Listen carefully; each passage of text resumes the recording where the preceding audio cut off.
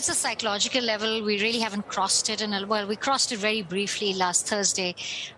We're expecting this to break. I mean, we're expecting the 10-year to continue to rise. I mean, the Fed is telling you that they're about to hike. They're humble and nimble, and they're going to do quantitative tightening. And I think that's what, it's the balance sheet runoff that I think is going to move the 10-year to 250, we think, by year end, 275 by next year. So I do expect the longer term end of the curve now to do a lot more of the work. I think the front end's very well priced now for all the hikes that are going to come our way. It's QT that's going to move that 10-year higher. So Charlie, should people be buying banks here, or is there actually quite a lot of risk attached to them if we do see a little bit of an economic slowdown?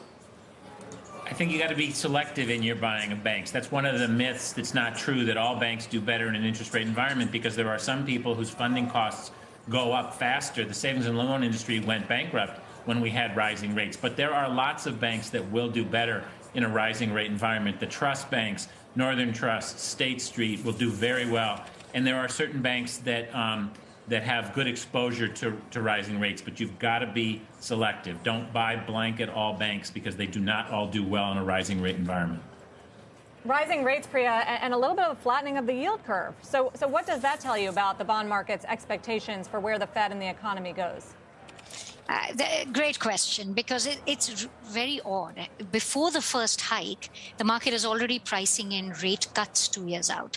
I think that tells you the market's really worried about a policy mistake, that the Fed has little tolerance for inflation, that they're going to take rates to restrictive territory, take rates up to above neutral, whatever neutral is, 2.5% or 2%, and therefore will be forced to cut rates. I think that's why the curve has been flattening. Also, I think people haven't quite priced in quantitative tightening. So it's a combination of the two. That is why the curve is this flat.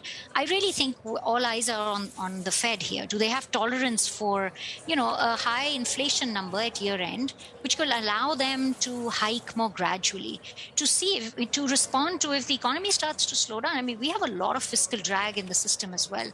And if that starts to slow things down, can the Fed respond to that and not having, there's all this talk of front-loading hikes. I think that's making the market worried that they may not be able to respond to slowing growth.